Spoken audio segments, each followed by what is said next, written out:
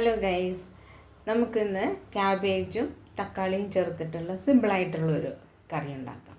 നമ്മുടെ വീട്ടിൽ കുറച്ച് വെജിറ്റബിൾസ് അല്ലെങ്കിൽ അതൊക്കെ കൂട്ടിയിട്ട് മിക്സ് ആയിട്ട് ചെയ്യാവുന്ന ഒരു ചെറിയൊരു സവാള അരിഞ്ഞ് ചേർക്കാം,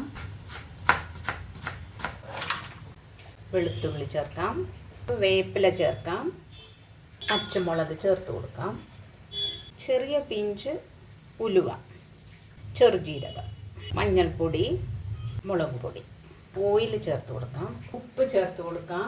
നമുക്ക് സ്റ്റൗ എത്തിക്കാം, ഇതൊന്ന് വാടി വരട്ടെ. തക്കാളി,